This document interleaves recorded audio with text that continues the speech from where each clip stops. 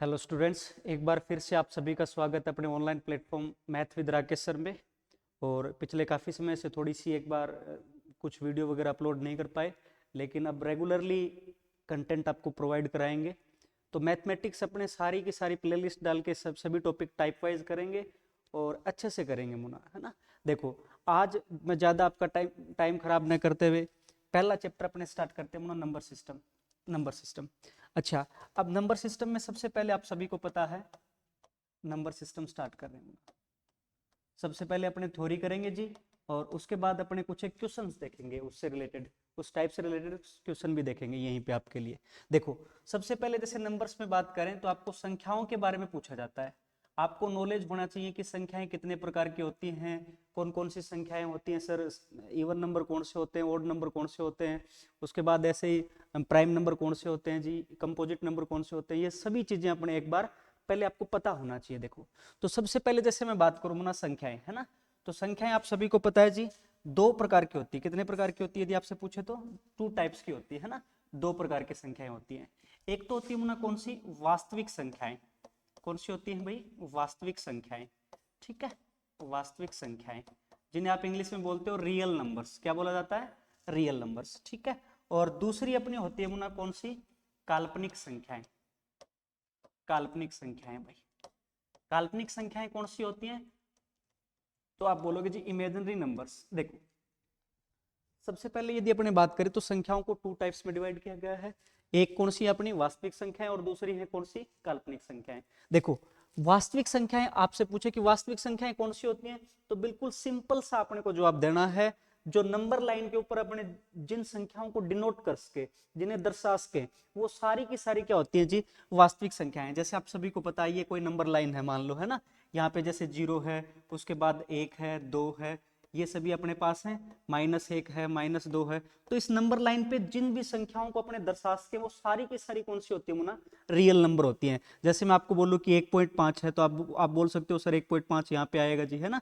आपको मैं बोलूं कि 2.3 है तो आप बोल सकते हो सर 2.3 लगभग यहाँ पे आएगा। तो ये सारी की सारी अपने क्या कर सकते हैं मुना, चाहे वो डेसिमल हो चाहे वो फ्रैक्शन में हो, उन सभी को अपने नंबर लाइन के अंदर दर्शा सकते हैं। वो सारी की सारी संख्याएं कौन सी होंगी, वास्तविक संख्याएं होंगी जी।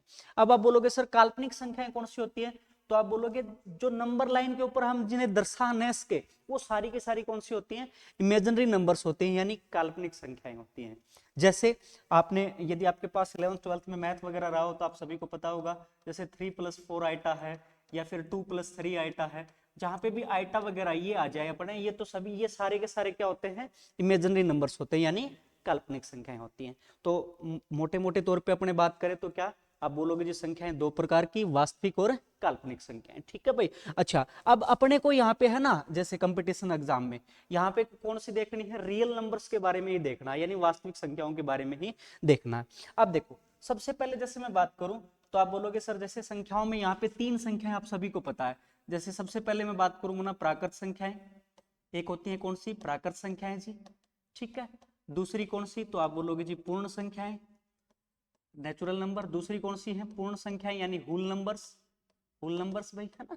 और तीसरी मुना आपके पास कौन सी होती है, पूर्णांक, पूर्णांक यानी इंटीजर। ठीक है, इन तीनों के बारे में देखो। सबसे पहले तो आप सभी को पता है जी पूर्ण प्राकृत संख्याएं कौन सी होती हैं, तो आप बोलोगे सर पॉजिटिव वाली जितनी भी संख्याएं होती हैं या धनात्मक जितनी भी संख्याएं होती हैं, एक से लेकर इनफाइनाइट तक, वो सारी की सारी कौन सी आएंगी जी, प्राकृत संख्याओं के अंदर आती है। चाहे आप बोलो सर 1 है, 2 है, 3 है, 99 है, 5757 है ना, ये सारी की सारी संख्याएं क्या है मुना, पॉजिटिव है। यहाँ पे जीरो और नेगेटिव की संख्याएं शामिल नहीं होती हैं।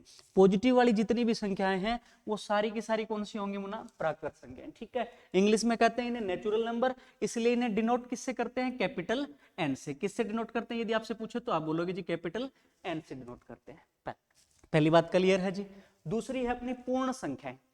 पूर्ण संख्याएं किसे कहेंगे, तो आप बोलोगे जिसमें जीरो भी शामिल हो जाता है ना, यानी जीरो से लेकर इनफाइनाइट तक की जितनी भी संख्याएं होती हैं, 0 1 2 3 5 7, है ना, ये सारी की सारी संख्याएं हैं, वो सारी की सारी संख्याएं क्या कहलाती हैं जी? तो आप बोलोगे जी इन सभी संख्याओं को पूर्ण संख्याएं कहते हैं, यानी 0 से लेकर इनफाइनाइट तक चलती हैं। जबकि नेचुरल नंबर कहां से लेकर कहां तक थी? 1 से लेकर इनफाइनाइट तक, यानी इसमें 0 शामिल नहीं था नेचुरल नंबर में, जबकि पूर्ण संख्याओं में 0 भी शामिल होता है। ठीक है। तीसरा है इंटीजर, पूर्णांक। पूर्णांक किसे कहते हैं? तो आप बोलोगे सर इसमें नेगेटिव वाले, जीरो और पॉजिटिव वाले सभी संख्याएं शामिल हो जाती हैं, उन सभी को अपने को क्या बोलते हैं भाई? इंटीजर यानी पूर्णांक बोलते हैं। जैसे आप बोलोगे सर ये कौन सी होती है? माइनस इन्फिनिटी से लेके प्लस इन्फिनिटी तक। इसके अंदर आप बोल सकते हो -3 है, माइनस का स्तर है ना, 0 है, प्लस का 78 है, प्लस का 99 है, प्लस का 9999 है। ये सारी संख्याएं जो है ना, ये सारी की सारी संख्याएं, ये सब क्या कहलाते हैं जी? पूर्णांक कहलाते हैं। अब आप सभी को पता है पूर्णांक को इंग्लिश में किससे डिनोट करते हैं? कैपिटल आई से। इंटीजर होता है मुना, या फिर इसे डिनोट करते हैं किससे? कैपिटल जेड से। ठीक है। अच्छा, पूर्ण संख्याओं को किससे डिनोट करते हैं? तो आप बोलोगे जी होल नंबर्स होता है, यानी किससे डिनोट करते हैं? कैपिटल डब्ल्यू से। तो तीनों के बारे में अपने को इन्फॉर्मेशन मिल गई जी। प्राकृत संख्याएं 1 से लेकर इन्फिनिटी तक, यानी धनात्मक वाली सारी संख्याएं होगी जी। पूर्ण संख्याएं कौन सी होती है? तो 0 से लेकर इन्फिनिटी तक, यानी आप बोलोगे जी 0 1 2 3 4, ये सारी की सारी क्या होगी? पूर्ण संख्याएं। तीसरा पूर्णांक तो माइनस इन्फिनिटी से लेकर प्लस इन्फिनिटी तक, जिसमें 0 भी इंक्लूड होगा जी। ये सारी की सारी क्या होगी जी? पूर्णांक हो गए। ठीक है जी।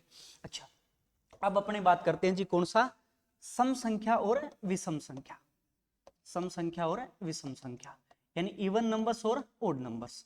सम संख्या और विषम संख्या के बारे में बात करते हैं जी। देखो, अब आप सभी को पता है मुना, देखो सम संख्याएं कौन सी होती हैं? तो आप नॉर्मली आप बोल सकते हो जी जिनके अंदर 2 का पूरा पूरा भाग चला जाए, वो सारी की सारी क्या होती हैं? सम संख्याएं होती हैं जी। अच्छा, दूसरे शब्दों में आप ये भी बोल सकते हैं, देखो आप सभी को पता है कि जितनी भी मैथमेटिक्स के अंदर संख्याएं होती हैं, वो सभी किससे मिलकर बनी होती हैं? तो आप बोलोगे जी 0 1 2 3 4 5 6 7 8 और 9। अच्छा, मैथमेटिक्स में जितनी भी संख्याएं होती है ना मुना, वो सारी की सारी इन्हीं डिजिट से मिलकर बनी होती है भाई, है ना। चाहे आप कुछ भी लिख सकते हो, जैसे मैंने ये लिख दिया 7557 है, या फिर कुछ भी लिखो। इन सब के अंदर डिजिट कौन से होते हैं जी? 0 से लेकर 9 तक होते हैं। देखो, अब आप बोल सकते हो सर सम संख्या कौन सी होती है? तो आप ये कह सकते हो जिसमें यूनिट डिजिट के तौर पे, यानी इकाई का अंक क्या हो? 0 2 4 6 या 8, इनमें से हो ना मुना, वो सारी की सारी संख्याएं क्या होती हैं जी? सम संख्याएं होती हैं। और आप सभी को पता है 2 का डिविजिबिलिटी रूल्स, वैसे अपने बात करेंगे मुना भाज्यता नियम के अलग से, है ना। वो सारी की सारी क्या, उन सभी के अंदर 2 का पूरा पूरा भाग भी जाएगा भाई। और वो सारी की सारी संख्याएं क्या होती हैं? सम संख्या। जैसे मैं यहाँ पे कुछ भी लिख दूं, मैंने आपको ये लिख दिया कि बताइए एक सम संख्या है या नहीं है, तो आपको सिर्फ क्या देखना है? यूनिट डिजिट देखना है, यानी इकाई का अंक देखना है। तो इकाई का अंक क्या होना यहाँ पे? 8। तो क्या आपको क्या बताया था? 0 2 4 6 या 8, इनमें से यदि इकाई का अंक हो तो वो सारी की सारी क्या होती हैं जी? सम संख्याएं होती हैं। ठीक है। अच्छा, अब विषम संख्याएं कौन सी होती हैं? तो आप बोलोगे जी 0 2 4 6 8, यदि ये यूनिट डिजिट के तौर पे हो तो वो तो सारी की सारी संख्याएं कौन सी होगी? सम संख्याएं होगी जी। इनको छोड़कर आप बोलोगे जी कौन सी? 3 5 7 और 9, है ना। ये यदि कोई भी अंक यूनिट डिजिट के तौर पे आए, यानी इकाई के अंक के तौर पे आए, तो वो सारी की सारी संख्याएं कौन सी होंगी? विषम संख्याएं। जैसे मैं आपको ये बोल दूं कि ये आपके पास कोई संख्या है, ठीक है ना, 73,517। अब आपको देखते ही बताना है ये इवन है या ओड है, यानी सम संख्या है या विषम संख्या है। तो बिल्कुल सिंपल सा काम करना, आपको क्या करना है? यूनिट डिजिट देखना होना, यानी इकाई का अंक देखना है। इकाई का अंक यहाँ पे क्या है? 7, है ना। तो आपको देखते ही पता चल जाएगा जी 1 3 5 7 9, इनमें से यदि यूनिट डिजिट है तो आप क्या बोलोगे? जी हाँ, ये क्या है? एक विषम संख्या है भाई। बात क्लियर है? ये भी बातें क्लियर हैं। चलो, अच्छा, अब अपने बात करते हैं मुन्ना दो कौन सी? सम और सॉरी, सम और विषम तो अपने बात कर ली है ना। दो और बात करते हैं मुन्ना, भाज्य और अभाज्य। भाज्य और अभाज्य, देखो आजकल यहाँ से क्वेश्चन बहुत कम आते हैं, लेकिन इनके बारे में थोड़ा सा नॉलेज अपने को होना जरूरी है भाई, है ना। भाज्य संख्या और अभाज्य संख्या, क्योंकि इनके बिना अपने आगे देख नहीं सकते चीजों को। ठीक है, भाज्य संख्या और अभाज्य संख्या। देखो भाज्य संख्या कौन सी होती है? तो देखो नॉर्मली आप ऐसा बोल सकते हो कि जैसे अपने लहजे में बात करें तो आप सभी को पता है कि चाहे कोई भी संख्या हो, उसके अंदर एक का पूरा पूरा भाग जाएगा जी, और समय उस संख्या का भी पूरा पूरा भाग जाता मिलता है। देखो जैसे मैंने 13 है, 13 है, इसके अंदर एक का पूरा पूरा भाग जाएगा कि नहीं जाएगा? जाएगा सर, है ना। 13 का पूरा पूरा भाग, तो ये भी जाएगा सर। तो देखो आप बोलोगे जी कोई भी संख्या हो उसमें एक और समय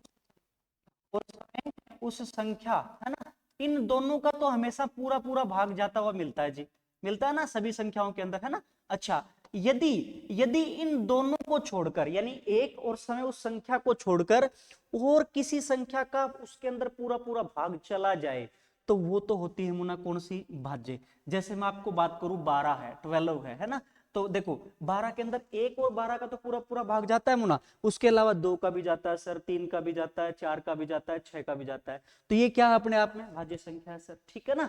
और भी आप बोल सकते हो जैसे 14 है सर, आप कुछ भी ले सकते हो, 3580 है सर, इसके अंदर सर 2 का पूरा पूरा भाग जाता है, अपने आप दिख रहा है जी, 80 है तो लास्ट में 4 से डिविजिबल भी है सर, है ना। तो ये सारी की सारी क्या है? भाज्य संख्या है। अच्छा, अब मैथमेटिक्स में इसी को क्या बोल देते हैं मुना? देखो डेफिनेशन कैसे बना देते हैं। अच्छा, अब दो चीजें होती है मुना, एक तो होता है मल्टीपल, है ना, और एक होता है फैक्टर, ठीक है। मल्टीपल यानी गुणज आप बोल सकते हो, और फैक्टर यानी भाजक। देखो छोटी सी बात है, मैं आपको यहीं पे क्लियर करा देता हूँ ये चीज। देखो गुणज क्या होते हैं, मल्टीपल्स क्या होते हैं, तो आप बोलोगे जी जैसे 3 है, 3 के मल्टीपल क्या होंगे, तो 3 के मल्टीप्लाई में जो भी चीजें हैं ना, यानी 3 का मल्टीप्लाई क्या होगा, जो आप बोलोगे 3 का डबल करेंगे तो कितना जी, 6 9, है ना, 3 चौके 12, 3 पंजे 15, 3 छके 18, ये सारे के सारे क्या हैं? 3 के मल्टीपल है, यानी गुणज होते हैं सर। अच्छा, फैक्टर क्या होता है मुना?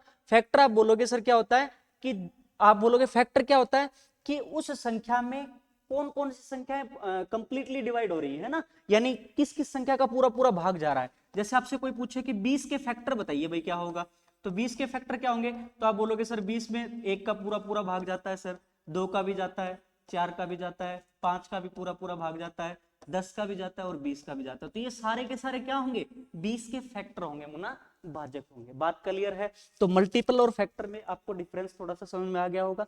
अब मैं वो क्यों बता रहा हूं, देखो तो मैथमेटिक्स में यहां से यही चीजें आ जाती है अपने पास। जैसे भाज्य संख्याएं कौन सी होंगी, तो आप बोलोगे जी जिसके कम से कम, अब आप बोलोगे क्या, जिसके 2 से ज्यादा फैक्टर हो, क्या हो, 2 से ज्यादा। सुनो सिंपल सी बात है, आपको पता है जी, एक तो एक उसका एक फैक्टर होगा, फैक्टर का मतलब कंप्लीटली डिवाइड करेगा जी, है ना, और दूसरा समय उस संख्या, वो संख्या से भी पूरा पूरा भाग पूरा पूरा घटेगी, तो ये भी उसका एक फैक्टर होगा, 2 तो उसके फैक्टर होंगे ही होंगे मुना।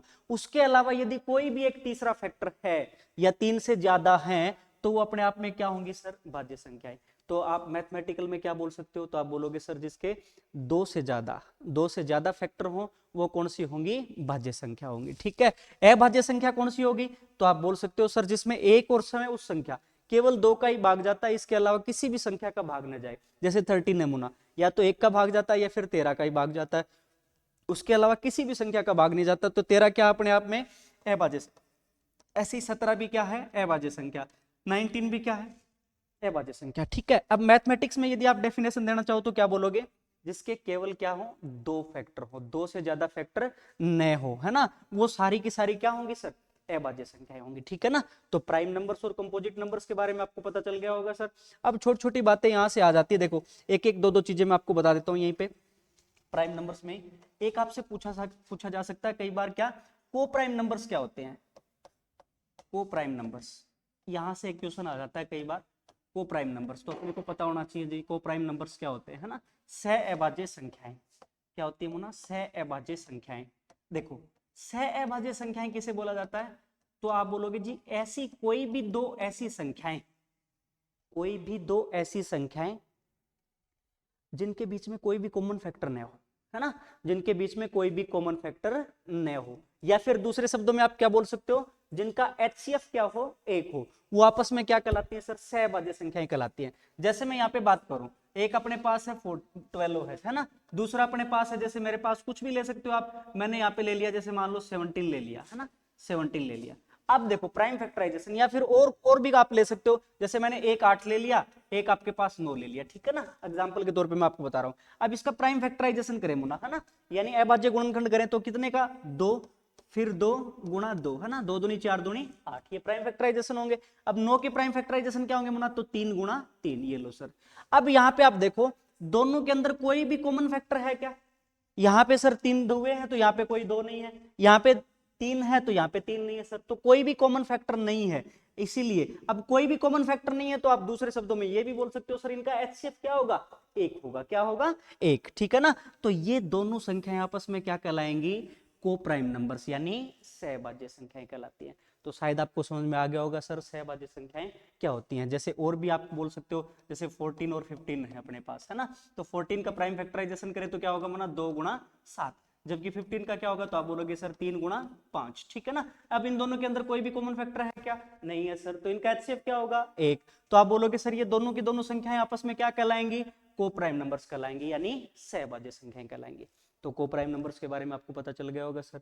अब अपने को नेचुरल नंबर के बारे में पता है, प्राकृत संख्याएं क्या होती है, पूर्ण संख्याएं क्या है, पूर्णांक क्या है, उसके बाद सम क्या है, विषम क्या है, भाज्य क्या है, अभाज्य क्या है, और साथ में सहभाज्य संख्याएं क्या होती है जी, ठीक है।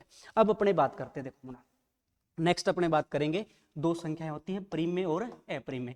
यहां से एग्जाम में क्वेश्चन भी आते हैं मुना, प्रीम में और अप्रीम में। देखो बिल्कुल सिंपल सी बात है, एक दो चीजें अपने को देखनी है। देखो प्रीम में और अप्रीम में संख्या, देखो प्रीम में और अप्रीम में संख्या। अब मेरी बात थोड़ा ध्यान से सुनो। जैसे अपने सबसे पहले बात करें प्रीम में संख्याएं, तो प्रीम में संख्याएं कौन सी होती है, तो आप बोलोगे सर यहाँ पे दो कंडीशन फुलफिल होनी चाहिए बस, है ना।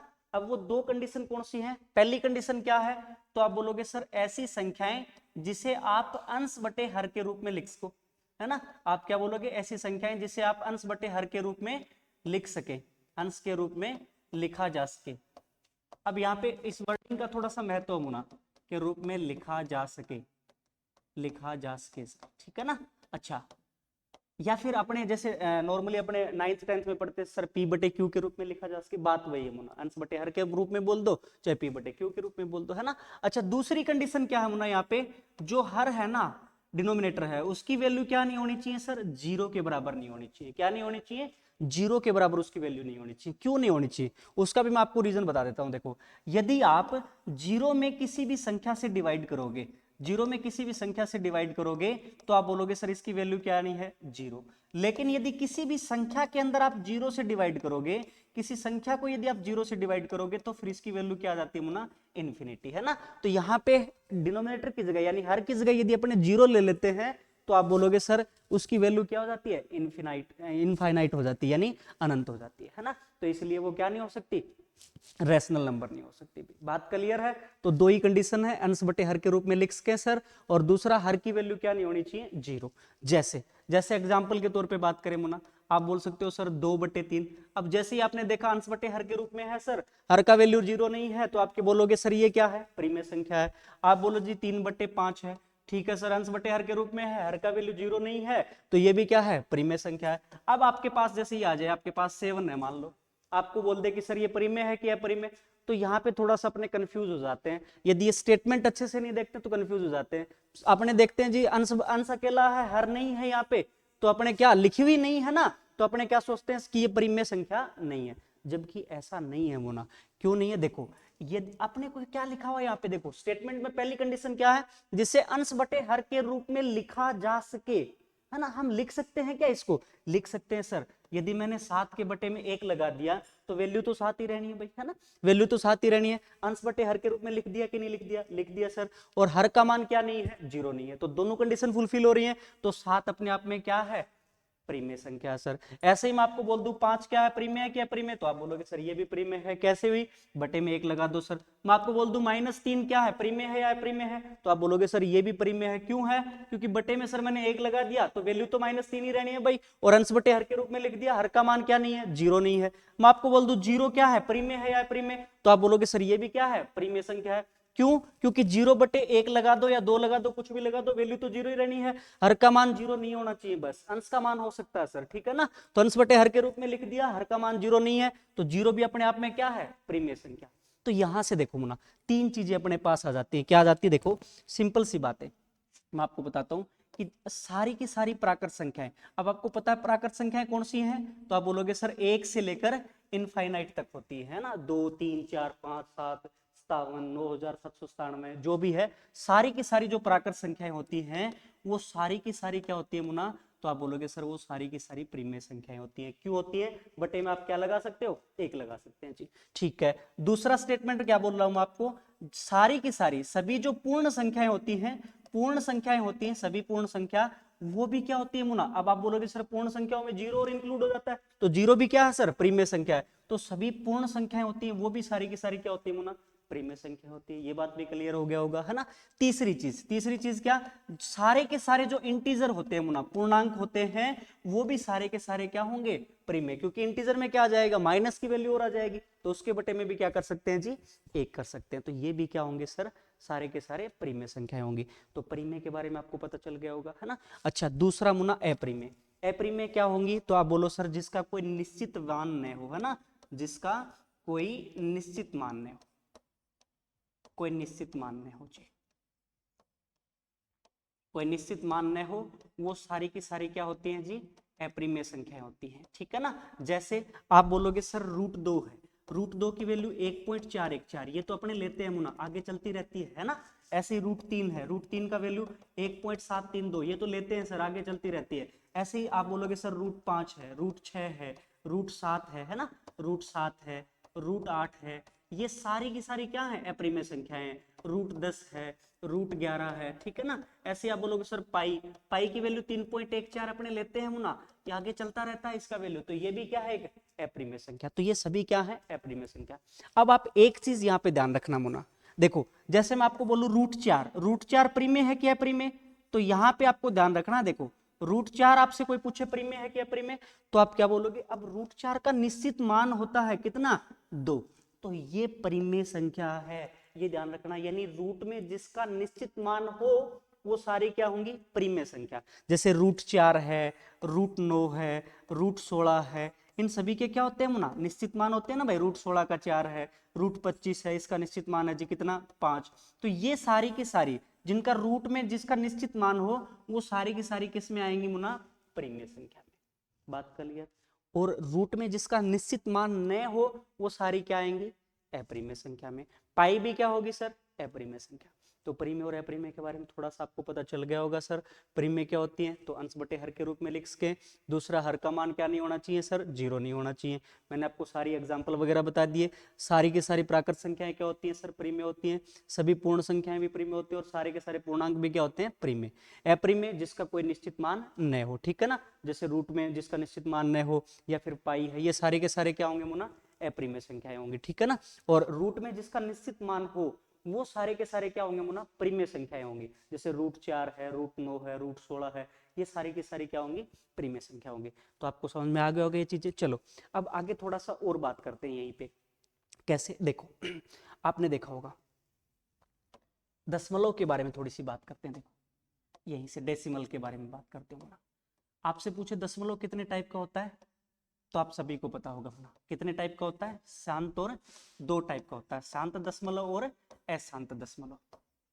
शांत दशमलव और अशांत दशमलव, ठीक है ना, 2 टाइप का होता है, शांत दशमलव और अशांत दशमलव। देखो अब आप सभी को पता है, शांत यानी नाम से पता चल रहा है कि दशमलव के बाद 2 या 3 डिजिट आए, है ना, उसके बाद संख्या क्या हो जी, आगे लगातार कंटिन्यू न चले, वो सभी क्या होते हैं, शांत। जैसे मैंने यहाँ पे लिख दिया 7.312, ठीक है। अब दशमलव के बाद 3 डिजिट आए, उसके बाद आगे नहीं चल रही संख्या, तो ये क्या होगी सर, शांत दशमलव, ठीक है। अब मैं आपसे पूछूं कि ये शांत दशमलव वाली जितनी भी संख्याएं होती हैं वो परिमेय होंगी कि अपरिमेय होंगी, तो आप बोलोगे सर वो सारी की सारी संख्याएं परिमेय होती हैं। क्यों होती हैं, देखो मैं आपको बोलूं कि इसका दशमलव हटाना है, तो आप सभी ने किया होगा ये काम। 7312 बटे में कितने डिजिट के बाद में है भाई, 3 डिजिट के बाद में, तो एक के आगे क्या लगा देते हैं, 3 जीरो। हमने इसे अंश बटे हर के रूप में लिख दिया कि नहीं लिख दिया, लिख दिया सर। हर का मान 0 नहीं है ना, तो ये संख्या किस में आएगी, 2 ही तो कंडीशन है मुना परिमेय की। तो आप बोलोगे सर ये कौन सी संख्या होगी, परिमेय। तो जितने भी शांत दशमलव होते हैं वो सारे के सारे क्या होते हैं सर, परिमेय होते हैं। पहली बात आपको क्लियर होगी है ना। अच्छा अब अशांत दशमलव की बात करते हैं मुना, इसको फिर 2 टाइप्स में डिवाइड कर देते हैं मुना अपने, है ना। एक तो कौन सा होता है सर, अशांत आवर्ती, अशांत आवर्ती, ठीक है। और दूसरा आप बोलोगे सर अशांत अनावर्ती, अशांत अनावर्ती जी, ठीक है। टर्मिनेटिंग और नॉन टर्मिनेटिंग की बात कर रहे हैं मुना अपने यहाँ पे, है ना। आवर्ती और अनावर्ती, अशांत आवर्ती और अशांत अनावर्ती। देखो नाम से पता चला, अशांत यानी दशमलव के बाद यानी डेसिमल के बाद डिजिट अपने कंटिन्यू रहे जी, है ना। और दूसरा आवर्ती, यानी किसी भी चीज की बार बार रिपीटेशन हो। जैसे मैं यहाँ पे लिख दूं 0.22222 ऐसे चल रहा है जी, है ना, लास्ट तक चल रहा है। जैसे मैं यहाँ पे लिख दूं 0.454545 ऐसे चल रहा है जी आगे तक, है ना, कंटिन्यू चल रहा है। तो यहाँ पे आप देख रहे हो, देखो दो की क्या हो रही है मुना, रिपीटेशन हो रही है। तो इस चीज को अपने क्या लिख देते हैं, ऐसे भी तो लिख देते हैं, है ना। 0.2 के ऊपर क्या लिख दिया भाई, बार, ऐसे देखो, है ना। ऐसे ही यहाँ पे देखो 0.45 और इसके ऊपर क्या लिख दिया जी, बार, है ना। अब मैं आपसे पूछ लूं कि ये परिमेय होंगी कि अपरिमेय होंगी। देखो, तो आप सभी को ध्यान रखना है कि अशांत आवर्ती वाले भी क्या होते हैं सर, ये भी परिमेय संख्याएं होती हैं। कैसे? अच्छा, इसको थोड़ा सा मैं आपको बता देता हूं कि कैसे अपने फ्रैक्शन में चेंज करते हैं, अंश बटे हर के रूप में कैसे लिखते हैं। देखो सिंपल सी बात है मुन्ना, जैसे यहाँ पे 0.2 के ऊपर बार है ना, इसको यदि आपको फ्रैक्शन में चेंज करना तो आपको क्या काम करना है, ये जो संख्या है इसको आप एज इट इज रखेंगे, है ना, 2 रख दिया जी। अब कितने के ऊपर बार है, 1 के ऊपर बार है, तो आप बोलोगे सर उतने ही 9 लगा देने अपने को नीचे, 2/9, ये लो सर, अंश बटे हर के रूप में लिख दिया, इसका मान 0 नहीं है सर, तो ये क्या होगी, परिमेय संख्या। ऐसे यहाँ पे ये है जैसे अपने पास, तो क्या हो जाएगा मुन्ना, 45 अपॉन कितने के ऊपर है भाई, तो आप बोलोगे सर 2 के ऊपर, तो क्या लगा देंगे, 2 9 लगा देंगे, यानी 45/99। अब यदि कट रहा है तो काट लेते हैं। देखो यहाँ से कितने से कट रहा है अभी, 3 से कट रहा है, तो कितना हो गया, 15/33, है ना। और भी कट रहा है 3 से, तो आप बोलोगे सर 5/11, ये लो सर, बिल्कुल सिंपल सी बातें हैं। ठीक है, 9 से कट रहा है, 9 5 45 और 11 9 99, तो कितना हो जाएगा, 5/11। अब एक दो और बता देता हूँ, देखो मैं आपको, जैसे अपने पास ये आ जाए मूला, कई कई बार ऐसे आ जाती है चीजें, 0.5444 ऐसे आ जाती है ना, तो आप बोलोगे सर 0.5 तो है और 4 का क्या हो रहा है, रिपीटेशन, तो 4 के ऊपर बार है सर, तो इसको आप कैसे लिखोगे, तो सिंपल सी बात है। देखो आप बोलोगे सर कंप्लीट संख्या क्या है अपने पास, 54। अच्छा, अब मैंने क्या बताया था, यहाँ पे तो देखो मुना सीधा ही है, सभी के ऊपर बार था तो सीधी संख्या लिख देते थे।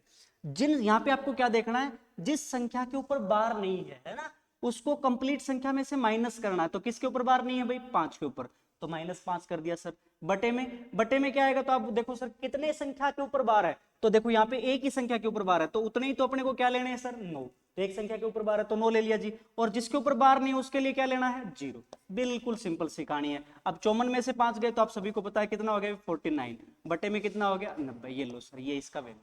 ठीक है, तो ये आपको चेंज भी करना आ गया होगा शायद। और ये सारी की सारी क्या होती है सर, प्रीमिय संख्याएं होती हैं। दूसरी होती है मुना अशांत अनावर्ती, आप सभी को पता है, यानी किसी भी चीज की रिपीटेशन भी न हो और वो डेसिमल क्या नहीं हो, शांत भी नहीं हो। जैसे अपने पास कुछ भी मैं आपको लिख दूं, ये लिख दिया 3.02457 है ना, 6 8, और ऐसे आगे चल रहा है, ये कंटिन्यू चल रहा है। तो आप बोलोगे सर यहाँ पे इसका दशमलव डेसिमल आप हटा सकते हो क्या, नहीं हटा सकते, क्योंकि हमें नहीं पता सर आगे कितने डिजिट है ना, कहाँ तक चल रही है, और दूसरा किसी चीज की रिपीटेशन भी नहीं है। तो आप बोलोगे ये सो अशांत अनावर्ती वाले होते हैं, ये सारे के सारे किस में आएंगे, सॉरी ये सारे के सारे किस में आएंगे, तो ये आप बोलोगे सर अपरिमेय संख्या में आएंगे। किसे में आएंगे, अपरिमेय, क्योंकि इसका कोई निश्चित मान नहीं है मुना। जबकि अशांत आवर्ती वाले और शांत दशमलव ये सारे के सारे किस में आएंगे, तो आप बोलोगे सर ये किस में काउंट होंगे, परिमेय संख्या में काउंट होंगे। तो डेसिमल के बारे में भी आपको कंप्लीट नॉलेज हो गया होगा कि कौन कौन से आप बोलोगे रैशनल नंबर्स में आते हैं, कौन कौन से इरेशनल नंबर्स में आते हैं, यानी प्रीमियम में कौन से आते हैं, अपरीमियम में कौन से आते हैं, टर्मिनेटिंग और नॉन टर्मिनेटिंग, इन सब के बारे में अपने बातें कर ली। और यहाँ पे अपने को अशांत आवर्ती वाले जो उसको फ्रैक्शन में चेंज करना भी अपने सीख गया बना। सब बातें क्लियर हो गई होगी आपको। चलो अब छोटी सी बात और मैं आपको बता देता हूँ। देखो अब अपने बात करते हैं मुना यहाँ पे स्क्वायर वगैरह निकालने की, है ना। देखो वर्ग, अब आप बोल सकते हो देखो जी वर्ग निकालना, ठीक है, यहाँ पे शॉर्टकट में बात करेंगे मुना वर्ग निकालने की, ये सब ठीक है।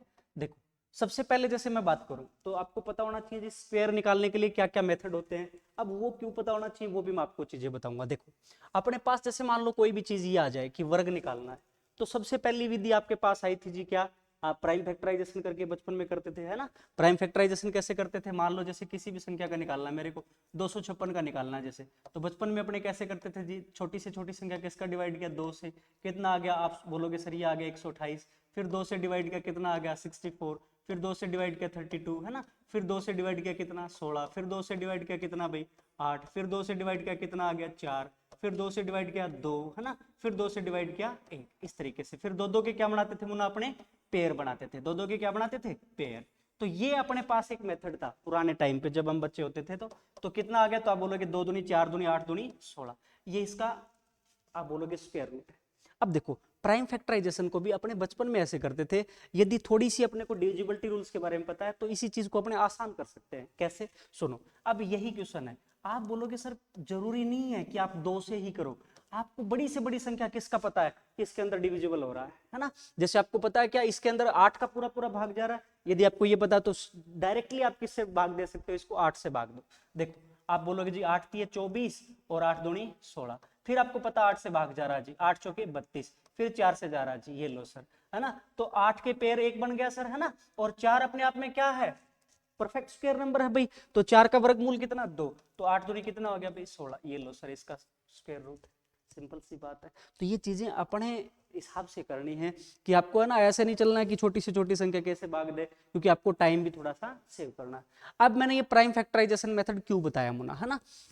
आप बोलोगे ये कौन सा मेथड होता है अपने पास, अभाज्य गुणनखंड वाला, है ना, यानी अभाज्य गुणनखंड विधि होती है अपने पास प्राइम फैक्टराइजेशन मेथड से किसी भी संख्या का स्क्वायर रूट निकालना, सॉरी वर्ग निकालना, स्क्वायर रूट निकालना, सॉरी, है ना। अच्छा, अब ये तो आपको क्यों बताया, देखो ये स्क्वायर रूट निकालने का तरीका मैंने, क्योंकि आपके पास ऐसे क्वेश्चन आ जाते हैं, ऐसे क्वेश्चन आ जाते हैं कि वह संख्या क्या होगी जिसको इस संख्या से गुणा कर दे या फिर भाग कर दे।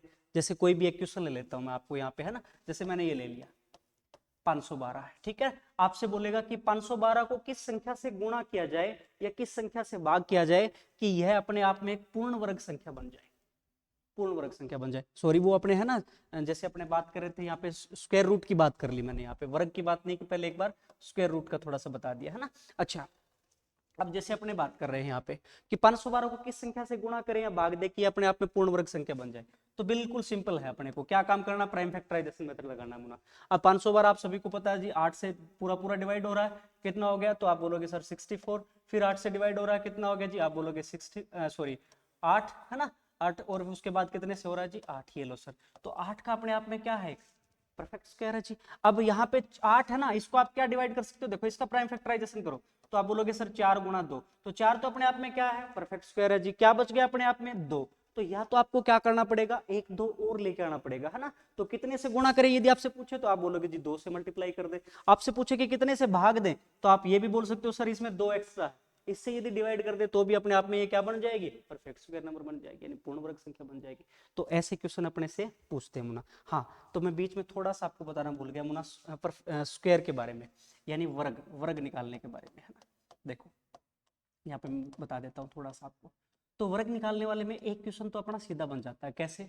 अब आप सभी को पता होगा 1 से लेकर 9 तक या 10 तक आप सभी को स्क्वायर आता है मुना। देखो जैसे आपसे पूछूं कि 1 का स्क्वायर कितना होता है, 1, 2 का तो आप बोलोगे सर 4, 3 का 9 है जी, 4 का कितना है तो आप बोलोगे 16 है जी, 5 का 25 है जी, 6 का तो आप बोलोगे सर 36 है, 7 का तो आप बोलोगे सर 49 है, 8 का आप बोलोगे सर 64 है, 9 का आप बोलोगे सर 81 है, और 10 का आप बोलोगे सर 100। ठीक है, तो यहाँ पे आप देखो, अब मैंने आपको डिजिट कौन कौन से बताए थे, 0 1 2 3 4 5 6 7 8 और 9। अब आप यहाँ पे देखो कि यूनिट डिजिट के तौर पे कौन से डिजिट नहीं आ रहे, तो 0 आ रहा है सर, ये लो सर, है ना। अच्छा 1, तो 1 भी आ रहा है सर, देखो यहाँ पे आ रहा है ना। 2, तो 2 नहीं आ रहा सर कहीं पे भी, इकाई के अंक के तौर पे देखो यहाँ पे नहीं आ रहा सर, एक साइड में लिख लो 2, है ना। उसके बाद 3 देखो यूनिट डिजिट के तौर पे, इकाई के अंक के तौर पे देखो मुना नहीं आ रहा है सर, है ना। 4 आ रहा है सर, यहाँ पे भी आ रहा है और यहाँ पे भी आ रहा है, और 5 ये भी आ रहा है सर। 6 देखो, 6 का स्क्वायर किया तब भी, 4 का स्क्वायर करते तब भी। 7 देखो, 7 नहीं आ रहा सर यूनिट डिजिट के तौर पे, कहीं पे भी नहीं आ रहा, एक साइड में लिख लो यहाँ पे, है ना। 8 देखो तो आप बोलोगे सर 8 भी नहीं आ रहा है। 9, तो 9 आ रहा है सर 3 के स्क्वायर में और 7 के स्क्वायर में आ रहा है।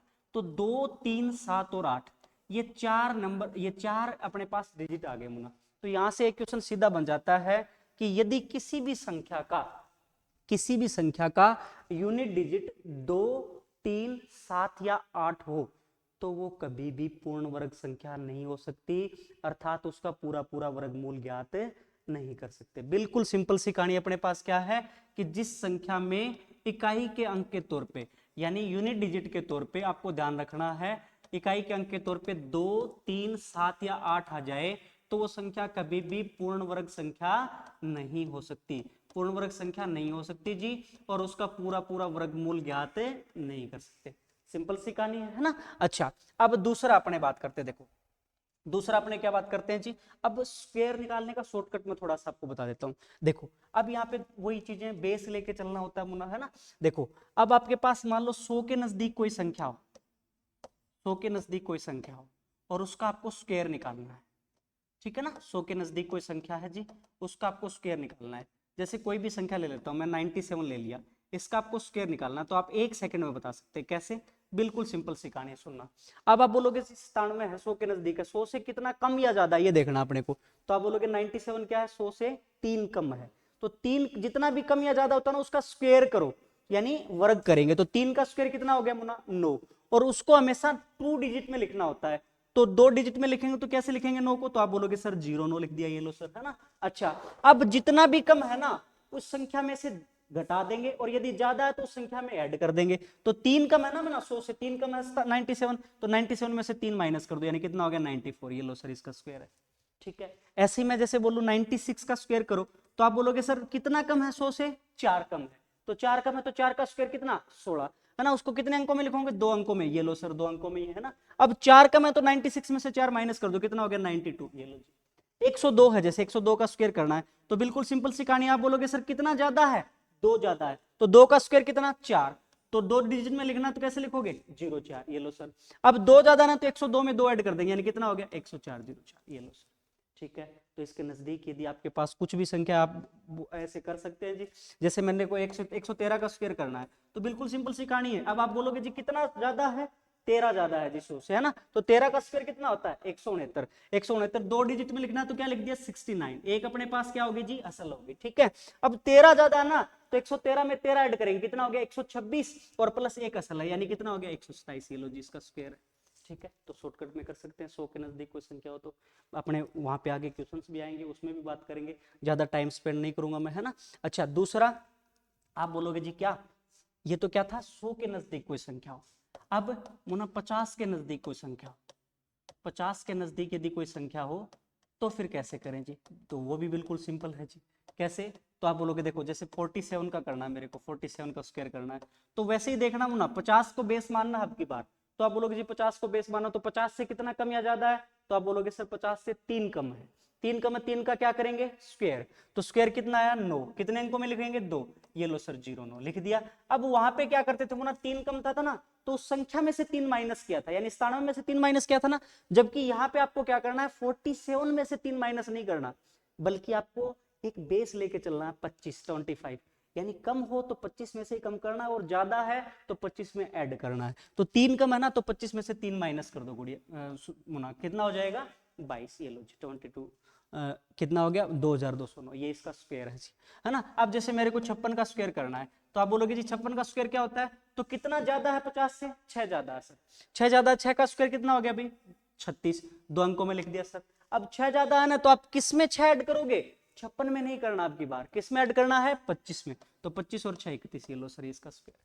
तो 50 के नजदीक कोई हो तो वो भी कर लेंगे सर, बिल्कुल आसान कहानियां है ना। अच्छा, दूसरा लास्ट डिजिट आपके पास 5 होना, लास्ट डिजिट क्या दिख जाए आपको 5, 5 हो, तो फिर वर्ग कैसे निकालें, तो फिर वर्ग कैसे निकालो, बिल्कुल सिंपल होता है। देखो जैसे अपने को 35 का स्क्वायर करना है, मान लो 45 का स्क्वायर करना है ना। ऐसे आपको 65 का स्क्वायर करना है, या फिर 75 का स्क्वायर करना है, कोई भी करना हो ना, 85 का स्क्वायर करना, लास्ट में जैसे ही आपको 5 दिख जाए बिल्कुल आसान है। कैसे? देखो अब मान लो जैसे अपने को 35 का स्क्वायर करना है, तो कैसे करेंगे, तो आप बोलोगे सर 5 का स्क्वायर कितना भाई 25।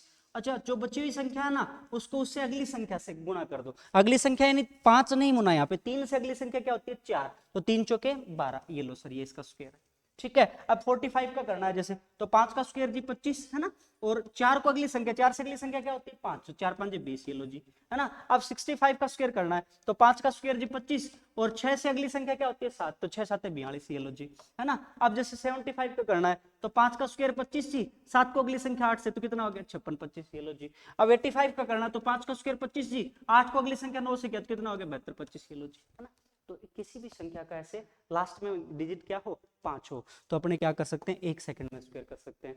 50 के नजदीक हो तो भी अपने 1 सेकंड में कर सकते हैं सर, 100 के नजदीक हो तो वो भी कर सकते हैं। तो तीनों अपने शॉर्टकट देख लिए, चाहे 50 के नजदीक हो, 100 के नजदीक हो, या फिर आप बोलो जी लास्ट डिजिट क्या हो, 5 हो, सभी का स्क्वायर निकालना आ गया अपने को, है ना।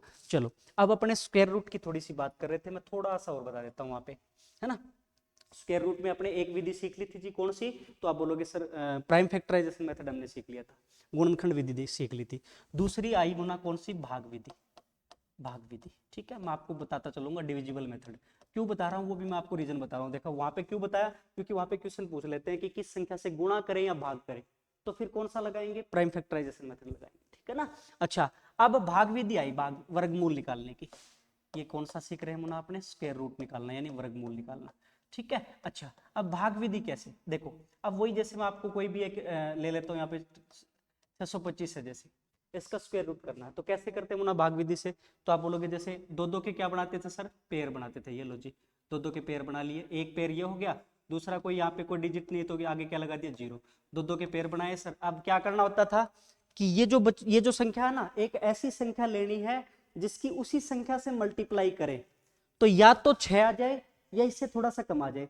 तो 3 का स्क्वायर, 3 तिया कितना हो गया, 9, ज्यादा हो गया सर, तो 2 दूनी 4, ये लो जी 2 दूनी 4, 2 ऊपर ले लिया जी, है ना, तो 4, कितना बच गया अपने पास, 2। अगला पेयर उतारना मुना, कितना हो गया 25, इसको डबल किया कितना हो गया भाई 4। अब एक ऐसी संख्या लेनी है कि जैसे मान लो यहाँ पे 3 लेंगे तो 43 को 3 से मल्टीप्लाई करना पड़ेगा, 4 लेंगे तो 44 को 4 से मल्टीप्लाई करना पड़ेगा, 5 लेंगे तो 45 को 5 से करना पड़ेगा। तो आपको दिख रहा है लास्ट में 5 कब आएगा, जब 5 को 5 से मल्टीप्लाई करेंगे तभी तो आएगा। तो यहाँ पे क्या ले लिया जी, ये लो 5, 45 को 5 से कितना आ गया 225, ये 5 ऊपर चला गया सर, तो इसका स्क्वायर रूट कितना आ गया, तो आप बोलोगे सर 25, ये लो, ठीक है, सिंपल सी बातें हैं। अब यहीं पे जैसे अब क्वेश्चन कैसे पूछता आपको, बिल्कुल सिंपल सी लैंग्वेज में आपको क्वेश्चन पूछेगा, जैसे आपको बोल देगा कि 628 है, 628 है, इस संख्या में से क्या घटाया जाए, है ना, क्या घटाया जाए कि वो एक पूर्ण वर्ग संख्या बन जाए, है ना। तो आप बोलोगे सर कैसे, वही चीजें करनी है अपने को, दो दो के क्या बनाने हैं मुना, पेयर, ये लो जी, है ना। अब क्या किया, वही उसी संख्या को आपस में गुणा करें तो 6 आ जाए, उससे कम आ जाए तो 2 का 2 दूनी 4 जी, ये लो, कितना बच गया 2, बच गया कितना 28, दो इसका दुगुना किया कितना आ गया, तो आप बोलो सॉरी यहाँ पे 2 2 था ना मुना, 2 का डबल किया कितना आ गया जी 4। अब आपको ऐसी संख्या देखनी है कि या तो 200, जैसे मान लो 4 लेंगे तो 44 को 4 से, 5 लेंगे तो 45 को 5 से करना पड़ेगा, 46 लेंगे तो 46 को 6 से करना पड़ेगा, है ना, 6 लेंगे तो, 7 लेंगे तो 47 को 7 से करना पड़ेगा। तो यहाँ पे ऐसी संख्या देखनी है, जैसे मान लो यहाँ पे 45 को 5 से करें तो इस या तो ये 228 आ जाए या इसके नजदीक आ जाए। तो आप बोलोगे 45 को 5 से किया तो कितना आ गया 225, ये लो जी, तो इसके नजदीक है मुना, तो यहाँ पे 5 चढ़ा दिया।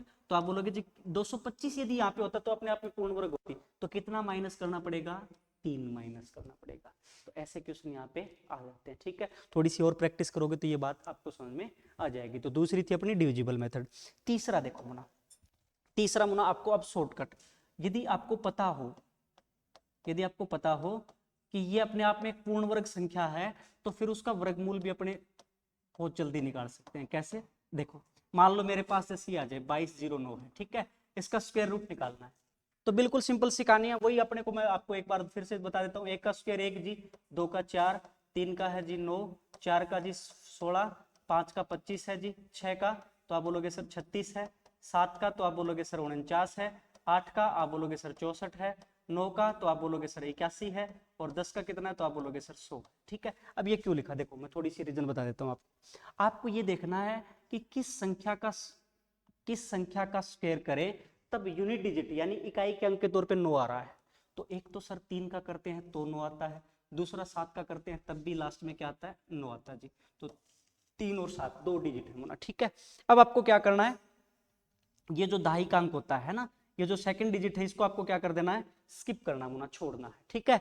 अब बची हुई संख्या क्या 22 है ना, आपको ये देखना है कि ये किस किस के स्क्वायर के बीच में आती है, यानी 4 का स्क्वायर कितना मुना 16, 5 का 25, इन दोनों के बीच में नहीं है। तो अब आप देखो 5 का स्क्वायर 25, 6 का स्क्वायर 36, इनके बीच में है क्या, नहीं है सर। तो 4 का स्क्वायर 16 और 5 का स्क्वायर 25, इन दोनों के बीच में अभी अपने पास, तो 4 और 5 के स्क्वायर के बीच में है, ठीक है। तो 4 का स्क्वायर 16 है सर, 5 का स्क्वायर 25, इन दोनों के बीच में ही तो है 22, है ना। अच्छा अब यहां से जो छोटा अंक है ना वो तो लेना ही लेना है, यानी क्या ले लिया भाई 4, ये लो सर। अच्छा अब अपने को इसमें से डिसाइड करना है कि 3 आएगा या 7 आएगा।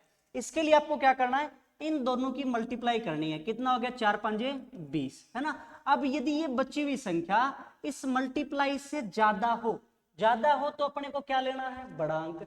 यदि ये बची हुई संख्या इस मल्टीप्लाई से कम होती तो अपने को छोटा अंक लेना था सर। तो बची हुई संख्या क्या है, ज्यादा है ना मल्टीप्लाई से, तो क्या लेंगे, बड़ा अंक, यानी इसका कितना हो गया स्क्वायर रूट है 47। ये लीजिए, बिल्कुल सिंपल सी बात है ना। जैसे मेरे पास ही आ जाए 2704, इसका स्क्वायर रूट करना आप, तो बिल्कुल सिंपल सी कहानी है।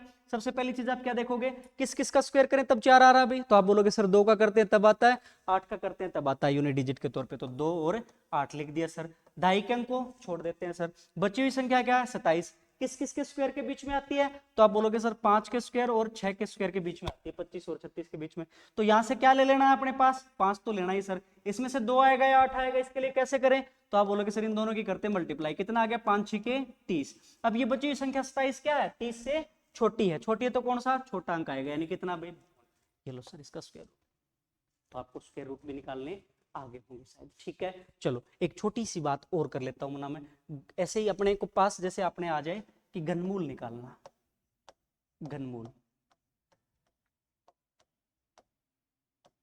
क्यूब रूट, ठीक है ना, क्यूब रूट निकालना चाहिए ना, वर्गमूल निकालना सीख लिया, अब क्यूब रूट की बात करते हैं, यानी घनमूल निकालना चाहिए। तो देखो अब मान लो जैसे मेरे पास घनमूल निकालने के लिए एक तो वही अपने प्राइम फैक्टराइजेशन मेथड है मुना, जैसे 64 है तो आप क्या करोगे 4 से कर सकते हो सर, आपको याद है तो, है ना, फिर 4 से कितना 4, फिर 4 से 1, और 3 3 के क्या बनाते थे सर, पेयर बनाते थे। तो एक तो अपने पास ये था जी, है ना, प्राइम फैक्टराइजेशन मेथड। दूसरा, अब मान लो कोई बड़ी संख्या आ जाए और अपने को पता है जी 39,304 है, जैसे ये है, ठीक है। अब अपने को यदि पता है ना कि अपने आप में क्या है भाई, पूर्ण घन संख्या है, यानी इसका कंप्लीटली आप क्यूब रूट कर सकते हो, तो आप 1 सेकंड में कर सकते हो। कैसे, देखो अब आपको क्यूब पता होगा ना, 1 से लेकर 9 10 तक, तो 1 का क्यूब कितना होता है 1, 2 का 8, 3 का 27, 4 का तो आप बोलोगे सर 64, 5 का तो आप बोलोगे सर 125 है, 6 का कितना होता है तो आप बोलोगे सर 216 होता है, 7 का आप बोलोगे सर 343 होता है, 8 का आप बोलोगे सर 512 होता है, 9 का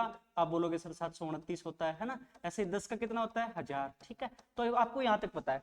अब आप देखोगे 0 से लेकर 9 तक सारे अंक आ रहे हैं, देखो 0 आ रहा है इकाई अंक के तौर पे, 1 भी आ रहा है सर, 2 भी आ रहा है ना, 3 आ रहा है सर, 4 भी आ रहा है, 5 भी आ रहा है सर, 6 भी आ रहा है, 7 तो आप बोलोगे सर 7 भी आ रहा है, 8 तो 8 भी आ रहा है सर, देखो यहाँ पे है ना, 9 भी आ रहा है। तो यहाँ पे अपने को वो जो स्क्वायर रूट में थोड़ा सा पजल होते थे कि कौन कौन से आएंगे या नहीं आएंगे, या फिर डबल आएंगे, 2 बार आएंगे, जैसे 4 2 का स्क्वायर करते थे तब भी आता था, 8 का स्क्वायर करते थे तब भी आता था, वो भी नहीं होगा सर। तो यहाँ पे सिंपल सी कहानी है, कैसे करना देखो शॉर्टकट में आपको बता देता हूँ। आप बोलोगे सर 4 किसका क्यूब करते हैं, किस संख्या का क्यूब करते हैं तब यूनिट डिजिट क्या रहता है, तो आप बोलोगे सर 4 का करते तभी आता 4, तो है ना, तो आप बोलोगे यहाँ पे कितना आ गया 4। अच्छा, अब वहां पे स्क्वायर रूट में कितने छोड़ते थे, 1 अंक छोड़ते थे, यहाँ पे कितने अंक स्किप करने मुना, 2 अंक स्किप करने, ठीक है। अब बची हुई संख्या क्या है 39। आपको ये देखना है कि किसका क्यूब करें तब या तो 39 आ जाए या इससे थोड़ा सा कम आ जाए। तो देखो अब 4 का क्यूब 64 से ज्यादा होगा मुना, तो 3 का क्यूब 27 इसके नजदीक है, तो क्या आएगा सर 3, ये लो जी, इसका क्यूब रूट है 34, ठीक है। तो शायद आपको बातें समझ में आ गई होंगी, है ना, थोड़ी सी लंबी क्लास हो रही है, इसलिए अपने यहीं तक अपने देखते हैं चीजें। अब मैं आपको थोड़ा सा क्वेश्चन देख लेते हैं इससे रिलेटेड, कुछ एक क्वेश्चन यहाँ पे अपने बात करते हैं जी। देखो सिंपल सी कहानियां है, अब आप शायद 1 सेकंड में बता देखो। देखो पहला क्वेश्चन अपने पास है कि निम्न में से कौन सी एक पूर्ण वर्ग संख्या है। तो देखो पहली चीज मैंने आपको बताई थी, वहां पे क्या बताई थी कि जब भी किसी भी संख्या का यूनिट डिजिट क्या हो ना, 2 3 7 या 8 हो, तो वो अपने आप में कभी भी पूर्ण वर्ग संख्या नहीं हो सकती, है ना, तो उसका पूरा पूरा वर्गमूल ज्ञात नहीं कर सकते। तो आप देख रहे हो यहाँ पे पहली क्या है 7 है जी का एक अंक, तो ये पूर्ण वर्ग संख्या हो सकती है क्या, नहीं हो सकती सर। यहाँ पे 2 है सर, ये भी नहीं हो सकती, यहाँ पे 8 है, ये भी नहीं हो सकती, तो अपना आंसर क्या हो गया सर डी, है ना, बिल्कुल आसान है मुना। अच्छा दूसरा देखो, अब अपने बात करते हैं जी, दूसरा क्वेश्चन क्या अपने पास कि निम्न में से कौन सी एक परिमेय संख्या नहीं है, ठीक है। तो आप देखो जी, देखो 3/4 अंश बटे हर के रूप में होना चाहिए, लिख के मुना, और दूसरा हर का मान क्या नहीं हो जी 0, तो 3/4 क्या है सर परिमेय संख्या, बिल्कुल जी। 0 भी है सर, 0/1 लिख सकते हैं, 7 भी है सर, 7/1 लिख सकते हैं, तो कौन सी नहीं है, तो आप बोलोगे सर पाई नहीं है, क्योंकि पाई का वैल्यू 3.14 अपने लेते हैं, आगे चलता रहता है, कोई निश्चित मान नहीं है, तो ये अपना आंसर है जी, ठीक है। नेक्स्ट देखो अपने कि निम्न में से कौन सा कथन असत्य है, ठीक है, देखना अपने को। पहला क्या है मुना, पहला स्टेटमेंट अपने पास क्या है कि सभी प्राकृत संख्याएं परिमेय संख्याएं होती हैं? बिल्कुल होती हैं जी, अपने बात की थी वहां पे। 3 4 5 बटे में क्या लगा सकते हैं सभी के? एक। दूसरा, सभी पूर्ण संख्याएं परिमेय संख्याएं होती हैं? बिल्कुल, ये बात भी सही सही है ना, क्योंकि जीरो के बटे में भी क्या लगा सकते हैं सर? एक। सभी पूर्णांक भी परिमेय संख्या होती है? ये बात भी सही है सर, क्योंकि पूर्णांक में -3 के बटे में भी क्या लगा सकते हो आप? एक लगा सकते हो सर। सभी अशांत दशमलव वाली संख्या परिमेय संख्या होती है? ये गलत है, बताया था ना आपको कि नॉन टर्मिनेटिंग वाली जितनी भी होती है, यानी अशांत अनावर्ती वाली जितनी भी होती है ना, अशांत, सॉरी यहाँ पे थोड़ा सा मिस्टेक है, अशांत जो सिर्फ अशांत नहीं, यहाँ पे अशांत अनावर्ती होना चाहिए था ना, अशांत अनावर्ती वाले जो है ना, वो क्या होती है मुना? परिमेय नहीं होती। क्या होती है? अपरिमेय। तो थोड़ा सा मिसप्रिंट है, थोड़ा सा ध्यान दे लेना, ठीक है? तो डी अपना आंसर हो जाएगा। चलो नेक्स्ट अपने बात करते, देखो ये अपने पास है 4,03,200 को किस संख्या से गुणा किया जाए कि एक पूर्ण वर्ग संख्या बन जाए? अब मैंने आपको बताया था वहां पे कि जब भी ऐसा क्वेश्चन आए कि संख्या से गुणा करें या भाग दे, तो फिर कौन सा मेथड लगाएंगे मुना? स्क्वायर रूट का कौन सा मेथड लगाएंगे? तो आप बोलोगे सर प्राइम फैक्टराइजेशन मेथड लगाएंगे, यानी क्या आप बोलोगे सर?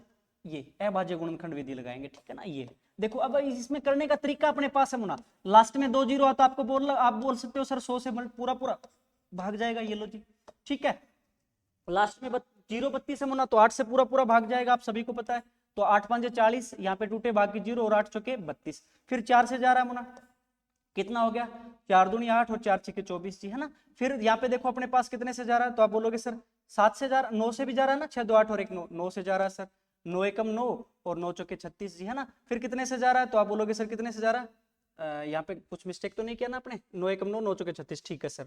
और यहाँ पे कितने से जा रहा है सर? 2 से जा रहा है, 2 से जा रहा है, कितना आ गया अपने पास? 7।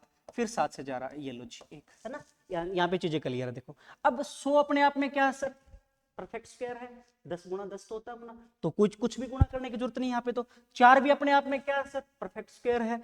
9 भी अपने आप में क्या है? परफेक्ट स्क्वायर है। यहाँ पे देखो 8 दूनी कितना हो गया? 16, तो 16 का स्क्वायर रूट क्या हो गया? तो आप बोलोगे सर 4, तो ये दोनों मिलके भी क्या होगी सर? परफेक्ट स्क्वायर होगी। तो क्या बच गए अकेले अपने पास? 7 बच गई सर। क्या बच गई? 7। तो किससे गुणा करें? तो आप बोलोगे सर 1 7 यदि और होता तो अपने आप में परफेक्ट स्क्वायर होती है ना। तो किससे गुणा करना पड़ेगा? 7 से गुणा करना पड़ेगा, ये लो जी, ठीक है? तो ऐसे अपने थोड़ा सा शॉर्ट कर सकते हैं चीजों को। चलो नेक्स्ट अपने बात करते हैं मुना, क्या है क्वेश्चन? नेक्स्ट क्वेश्चन अपने पास ये 3072 को किस संख्या से गुणा किया जाए कि एक पूर्ण वर्ग संख्या बन जाए? वैसा ही क्वेश्चन है मुन्ना, सेम है ना? 3072 है, देखो तो कितने से? तो आप बोल सकते हो सर 0 बेहतर है, तो लास्ट में 3 8 का पूरा पूरा डिवाइड हो सकता है भाई, 8 3 24, है ना? 8 8 64 और 8 चौके 32। फिर यहाँ से कितने से जा रहा है? 4 से तो जा ही रहा मुन्ना, है ना? 4 नीम 36 और 4 छके 24 जी। 12 से जा रहा है, 12 8 96, जो भी आपके दिमाग में आता है ना। फिर 8 से 1, ये लो जी। अब 8 8 के 2 पेयर बन गए सर, ये अपने आप में पूर्ण वर्ग हो गया। यहाँ पे 4 है जी, अपने आप में पूर्ण वर्ग है। अब 12 है ना, तो 12 को क्या लिख सकते हो आप? प्राइम फैक्टराइजेशन करोगे तो 4 गुणा 3, तो 4 तो अपने आप में परफेक्ट स्क्वायर होता है सर। तो किससे गुणा करना पड़ेगा? तो आप बोलोगे सर 1 3 यदि और होता तो अपने आप में पूर्ण वर्ग होता। तो किससे गुणा करना पड़ेगा? 3 से, ये लो जी। बिल्कुल आसान है चीजें, है ना? अच्छा नेक्स्ट देखो अपने पास ये है 15,118 में किस न्यूनतम संख्या को जोड़ा जाए कि यह एक पूर्ण वर्ग संख्या बन जाए? तो देखो अब ये बात मैंने आपको बताई थी कि जब भी जोड़ने या घटाने की बात आए तो क्या बताया था? भाग विधि लगाओ। आप कौन सी विधि लगाएंगे?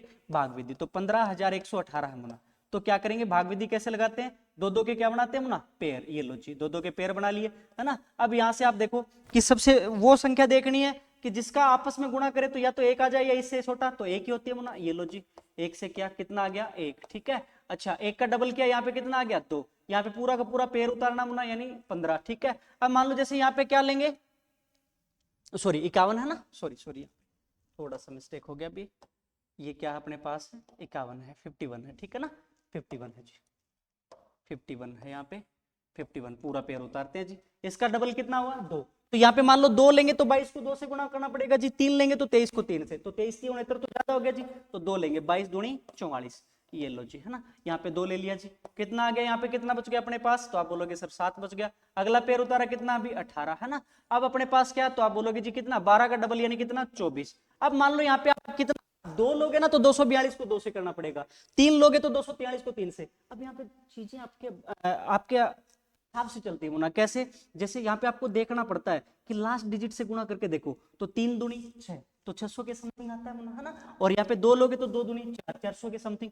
तो यहाँ पे चीजें आप देखो, तो आप 3 लेके देखो यहाँ पे, तो 3 आप बोलोगे जी 3 से क्या, तो 3 तिये 9, ये 3 चौके 12, 2 1 3 दूनी 6 और 1 7, 729। तो आप बोलोगे यदि 729 यहाँ पे होता ना तो पूरा पूरा भाग आप बोल सकते हो कि पूरा पूरा अपने पास में परफेक्ट स्क्वायर नंबर बन जाती। तो कितने की कमी है, 729 में से 718 माइनस कर दो ना, यानी कितना, तो आप बोलोगे सर कितना ऐड करना पड़ेगा, 11 ऐड करना पड़ेगा। यही तो पूछा है कि किसको जोड़ा जाए, तो कितना ऐड करना पड़ेगा, 11 आपको ऐड करना पड़ेगा, तब जाके अपने आप में क्या होगी, ये पूर्ण वर्ग संख्या होगी। क्लियर है सभी को? चलो एक बार और अच्छे से देखेंगे, ऐसे क्वेश्चन आते हैं ना एग्जाम में, ठीक है, लेकिन थोड़ा सा एक बार आप देखोगे तो बिल्कुल आसान है चीजें।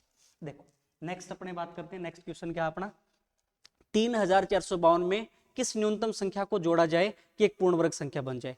तो ये भी वैसी ही है अपने पास, जैसे पीछे वाला क्वेश्चन था वैसा ही क्वेश्चन है, तो आप करके देखना, ठीक है। अपने बात करेंगे भाई, इसको नहीं आया तो देखो जैसे कर लेते हैं, चलो यहाँ पे कर ही लेते हैं। 3452 है होना, ठीक है। तो आप बोलोगे दो दो के क्या बनाएंगे भाई, पेयर, वैसे ही करना है अपने को। तो 6 का स्क्वायर ज्यादा होगा जी, 5 का स्क्वायर कितना, ये लो जी 25 है ना, कितना बच गया अपने पास, तो आप बोलोगे सर ये बच गया 9, कितना उतार लिया अगला पेयर, 52, ठीक है। 5 का डबल कितना भाई, 10, ठीक है। अब यहाँ से मेरे को पता है कि क्या 9 लेंगे है ना, तो 9 लेंगे तो 9 के आसपास आ जाएगा भाई, तो 9 निम 81, ये लो जी 9 एकम 9। तो आप बोलोगे सर कितना ऐड करना पड़ेगा, तो 52 में 81, तो आप बोलोगे कितना हो गया यहाँ से 9 और 20 29, 29 ऐड करना पड़ेगा। यहाँ पे थोड़े से ऑप्शन हैं वो थोड़े से मिस्टेक हैं, थोड़े से ध्यान से देख लेना भाई एक बार, है ना, ये थोड़े से ध्यान रखना भाई, थोड़े से मिस्टेक में है ऑप्शन वगैरह, एक बार करेक्ट कर लेना इनको, ठीक है। चलो नेक्स्ट अपने बात करते हैं मुना, यहाँ पे देखो नेक्स्ट क्वेश्चन, ये लो, यदि 7569 एक पूर्ण वर्ग संख्या है तो इसका वर्गमूल ज्ञात करना है। अब अपने को पता है मुना कि पूर्ण वर्ग संख्या है, तो एक सेकंड में कर सकते हैं, कैसे, आपको देखना किस किस का स्क्वायर करते हैं तब 9 आता है, तो 3 का और 7 का, ये लो जी, दाई के अंक को छोड़ देना है सर। 75 किस किस के स्क्वायर के बीच में आता है, तो 8 का स्क्वायर 64, 9 का 81, इन दोनों के बीच में आता है सर, 8 और 9 के बीच में। तो यहां से क्या ले लेना है अपने को, छोटा अंक यानी 8 ले लेना है सर।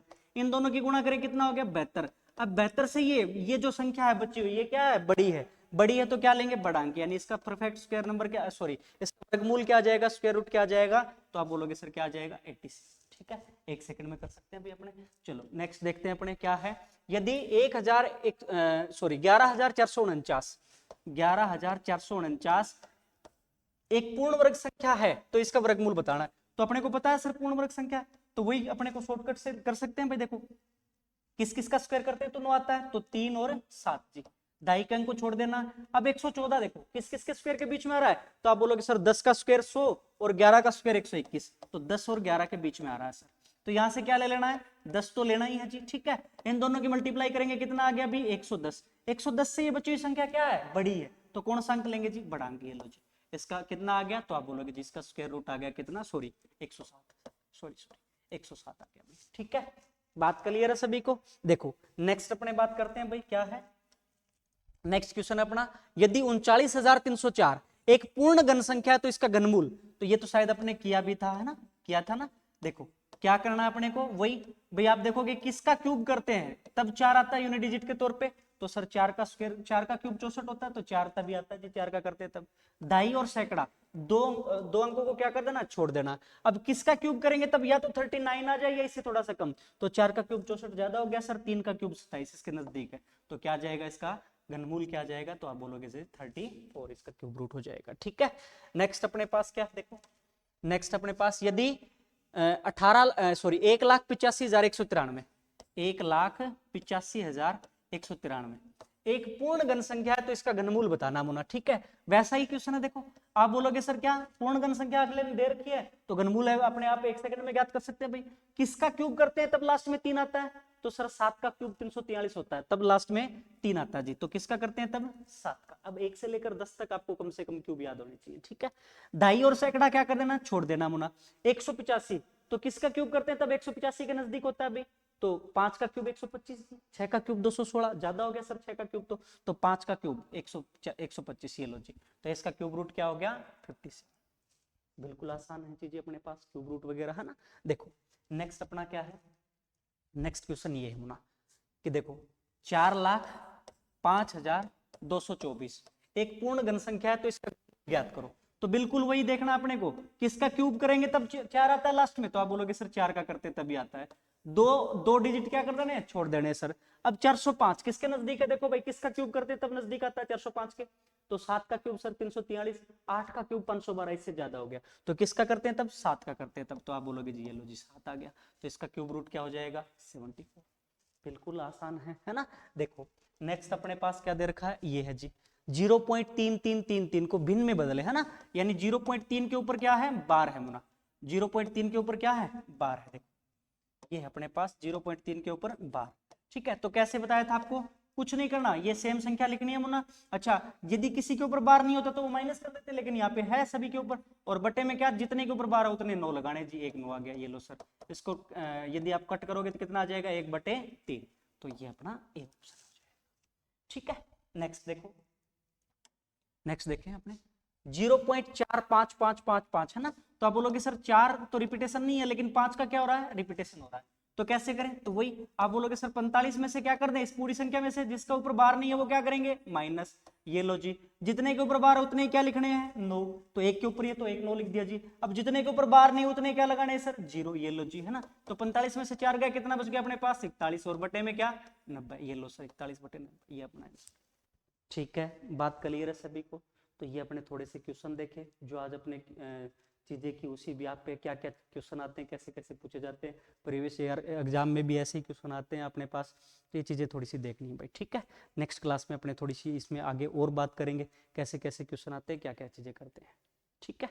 आज के लिए इतना ही, थैंक यू।